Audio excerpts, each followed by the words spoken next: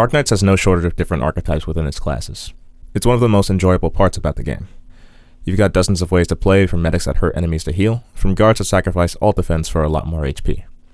And naturally, with so many archetypes and more coming at a steady trickle, there are bound to be some that don't quite hit home. For many, Arch Protectors fall into this camp. With Hoshiguma finally getting her altar in Global, I wanted to talk about the archetype as a whole, seeing how weird of a spot the subclass has been in. After all, it took this class a whole 2,000 days to see a 6-star.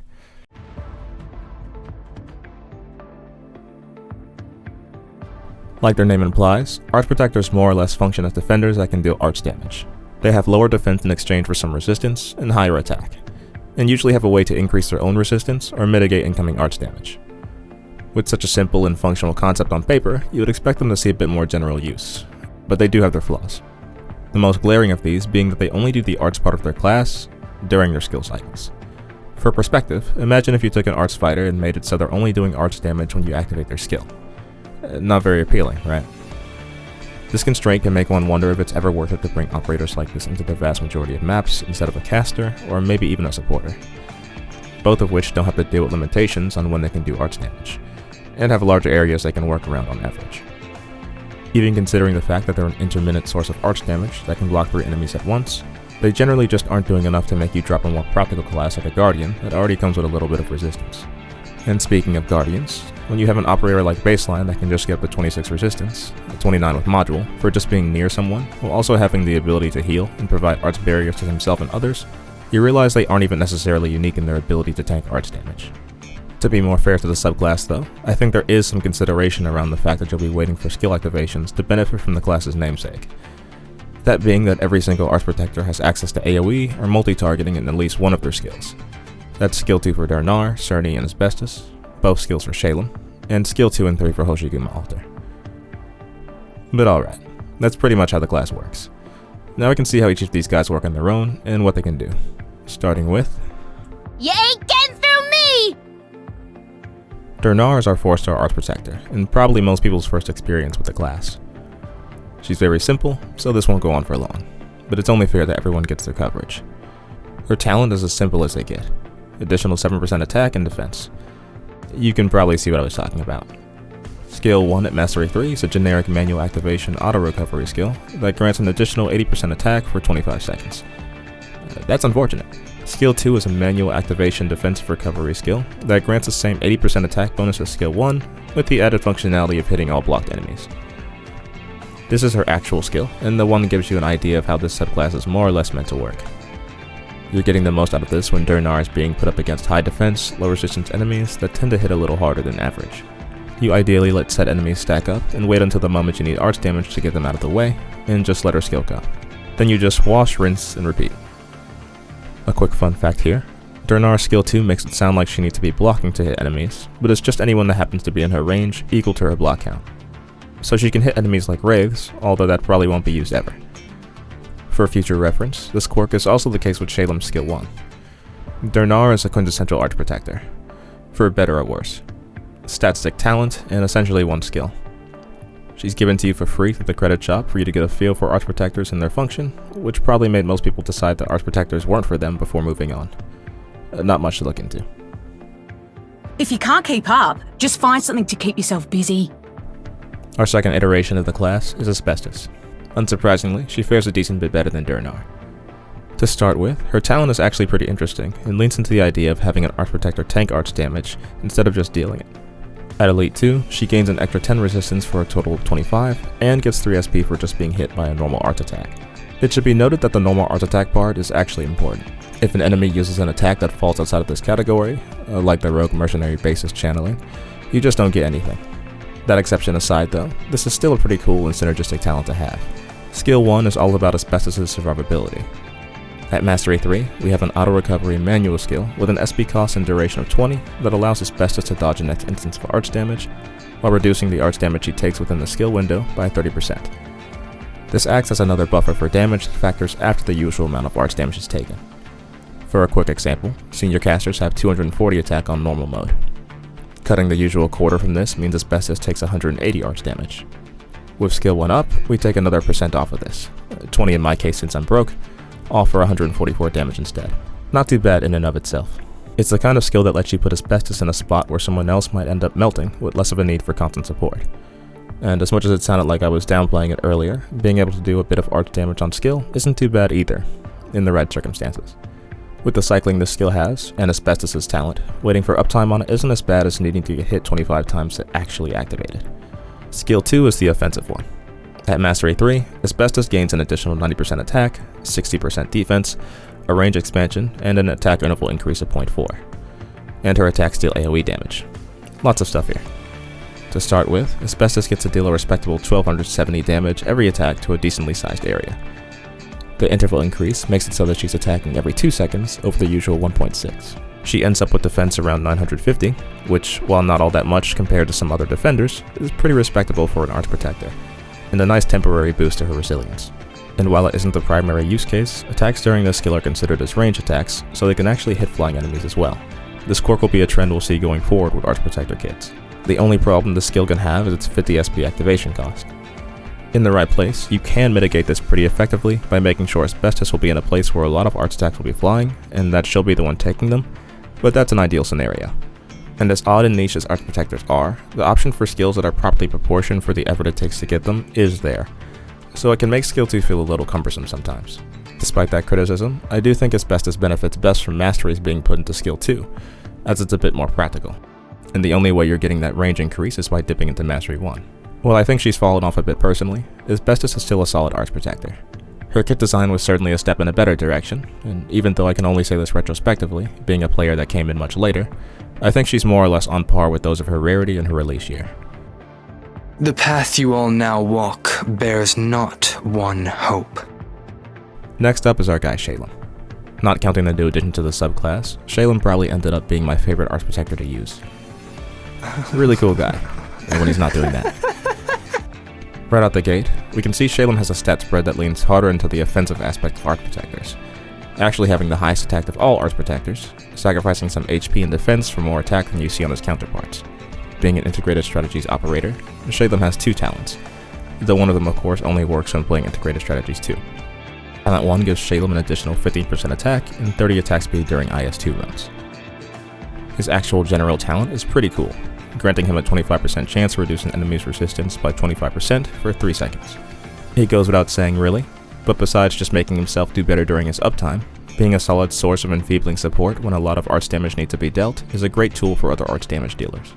While the chance itself is fairly low, Shalem's skills work synergistically to help apply this debuff, especially his skill 2. Let's check him out. Looking at Mastery 3 for skill 1, we see an auto recovery manual activation skill that reduces his attack interval, boosts its attack by 50%, and has him hit all blocked enemies at once. This is like Dur-nar skill 2, but a bit better. The interval reduction at Mastery 3 is 45%, so the usual 1.6 drops to 0.88. Even though Dur-nar has that damage output of over 1200 during her skill 2 uptime, she can only get about 18 attacks out before it ends, versus Shalem's 34 attacks, making a difference of around 2300 between the damage of a skill cycle. And that's not counting the potential debuff applications from Shalem. This is less to compare the two though, and more to show off how effective Shalem's interval reduction is. It's great stuff. For skill 2, Shalem begins to lose 5% of his HP every second, gets a range expansion, and attacks enemies randomly 6 times at 80% of his normal attack. Losing 5% HP every second might be a tiny bit scary, and Shalem can die, but with a little bit of support, it honestly isn't felt that deeply. This one is really good. Having 6 hits to roll for resistance reduction is very nice. Looking at this probabilistically, the chance of Shalem getting his talent to proc isn't bad at all, sitting at around 82% per burst, when he'll get about 12 bursts out within a skill cycle. Even without talent applied to an enemy, Shalem's doing a respectable 3600 arch damage in a burst. The skill also has the added benefit of being ranged and allowing it to hit aerial enemies. I actually quite like both of Shalem's skills. Skill 1 is there when you want to be able to consistently have Shalem apply offensive pressure to enemies without having to manage a defensive recovery skill. When you are willing to play around managing Shalem taking enough hits to use a skill when needed and the HP loss, it pays you back with great damage and a solid chance to boost that damage for more than just himself. If I had to choose between skills for Mastery though, it would definitely be skill 2. I feel that it's just where you get the most value in increasing his performance. Extraordinary melodies can only be played by the soul that quakes! Up next, in only 5 months and a few days from Shalem's release, we get our next Welfare Arch Protector in Czerny. Czerny's stat line sees a return to a bit more of a defensive build. having there be not too big of a disparity between his HP and defense and his attack with a kit to support it. Like Asbestos, Czerny gets an additional 10 resistance from his talent. The difference between these two is that Czerny gets the ability to deal reflected arts damage back to the attacking enemy when receiving arts damage. For clarity, this only works when being hit by normal arts attacks. It's a bit of an odd one. Generally, enemies that are hitting you with arts damage have a decent amount of resistance, so that already fractional bit of Czerny's damage is getting sliced again as it hits an enemy with resistance. It can feel a bit awkward in general situations. As with Shalem, I do think his skills are designed with some intent as to how they work with it though. Czerny's skill 1 places a focus on taking what he naturally does well and accentuating that, giving him an additional 80% attack and doubling his resistance at Mastery 3. This makes Czerny a very sturdy arts tank, letting him just half incoming damage for the next 35 seconds. Along with that, the attack boost not only makes the damage he does directly have more impact, but strengthens the damage dealt from his talent, making it a little bit more competent. It's nice, if a little simple, compared to just about every other Arts Protector skill, with the exception of Dur-nar skill 1, but that one doesn't exist. Skill 2 at Mastery 3 doubles Czerny's HP and gives Taunt. For every attack Czerny receives during this skill up to 10 hits, Czerny gets an additional 30% attack. Near the end of the skill, around 18 seconds, the game takes Czerny's attack and deals 250% of this value as AoE arts and a 3x3 diamond. This increase is additive, so it just adds from the base value we get at first. No exponential growth. Despite that though, the arts burst from this can end up being pretty strong.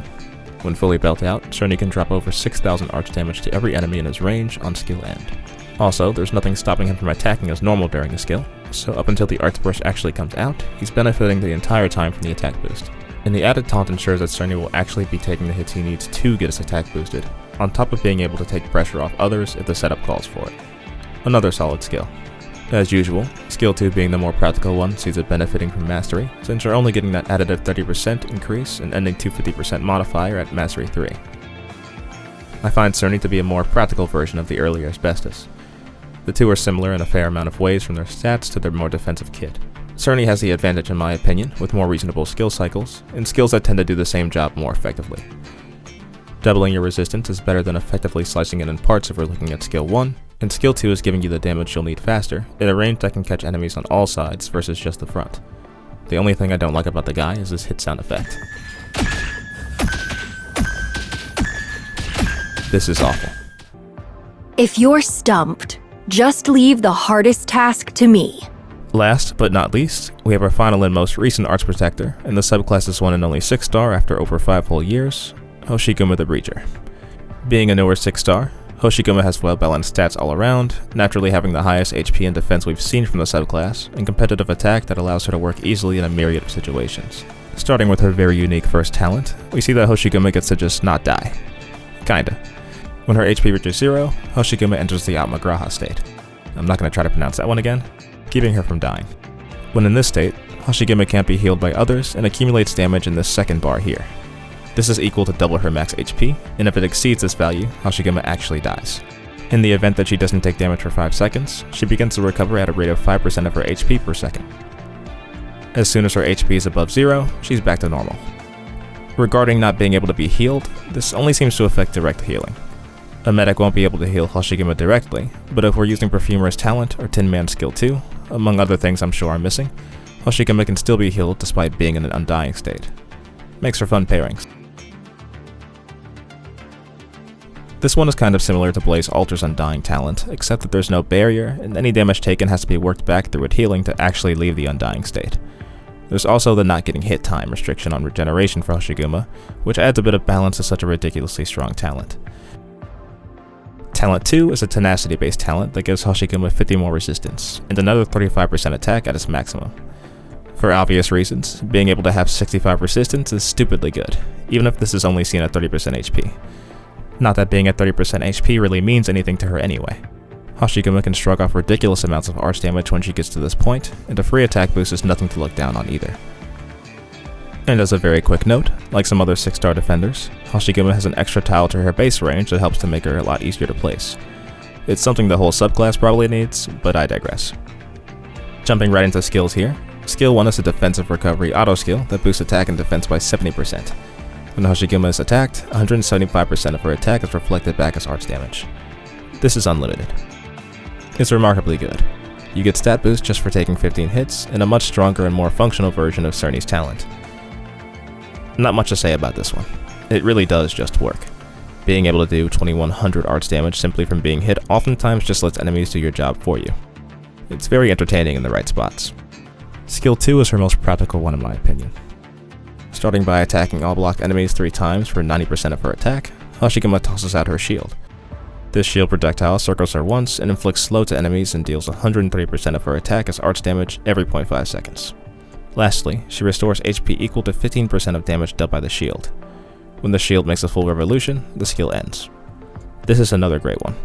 A problem arts protectors can run into in some situations is enemies stacking up and getting around their block count when they aren't on skill to deal substantial arts damage, especially if the skill you're waiting on is saddled with defensive recovery.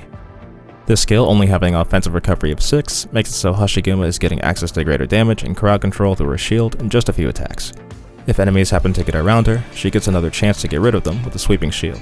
The bit of crowd control that comes from the shield's slowing effect is also just nice to have, either softening up enemies before they can even hit her, or assisting anyone to her back or sides. Making it even more effective is the speed the shield gets when not hitting enemies, so as to maximize its best times and keeping it from being where you don't need it. The most important part of this though is the 15% heal. As we talked about a little bit ago, Talent 1 doesn't allow Hoshiguma to receive healing from operators, with some exceptions, when she's at 0 HP. Skill 2 is the only skill Hoshiguma has that can make her completely self-sufficient, making the times when she falls further into the undying state not be as threatening. Places she might not be as easily able to sit using other skills become much safer with Skill 2 since it's incredibly easy for her to activate it and heal the damage she takes. As usual, Skill 3 is the big one that gets people's attention, and for good reason. Hoshiguma gets a range expansion, think Phalanx caster range on some of their skills, double HP, 230% additional attack, and each attack will hit up to 3 enemies twice. In the event that you enter skill early, she retains the aforementioned effects, now hits targeted enemies 4 times, and simply can't be defeated for 11 seconds. If allies take lethal damage within her range, it's redirected to Hoshiguma. When the skill ends after being used in this fashion, Hoshiguma retreats. It goes without saying that this one is incredible. You've got multi-targeting, good damage, and if you choose, an entire area of depth protection for a whole 11 seconds. The forced retreat also counts as a manual retreat, giving you back half the DP spent to put Hoshiguma on the field. The benefits of tenacity are retained during the undying phase, so that's just more damage. And as you might have expected, it also hits aerial enemies. There's a reasonable counterbalance here in the 45 SP cost to get this skill out, but it's well worth it when this is the same skill you can use to simply keep operators from dying just by clicking a button again. And at least on deploy, you'll only be waiting 8 seconds to have it ready. While I still prefer Skill 2 for its ease of use in general situations, the applications Skill 3 has are too good to overlook. These two are of course the ones to get great returns from their masteries, but I think that even Skill 1 is a good choice for the reflect damage jump from 1400 damage all the way to 2100. Not that it's being debated, but Hoshiguma is clearly the best the class has to offer. It's natural for a 6-star to be strong, but I very much like the design direction for her as an arts protector. Having a varied and versatile kit that makes the subclass feel like less of a gimmick is something I hope we can get more of, if we ever see another arts protector. Arts protectors are a very interesting class, and an equally interesting place between all of the options for crazy arts damage and the ways to mitigate it. All certainly aren't made equal, and some have a degree of overlap regarding what they do best. They weren't a class that I was particularly keen on before, but after spending some extended time using them and seeing what they do, I've got a more positive outlook on the class. Thanks for listening. Here's hoping the next doesn't take another 2,000 days.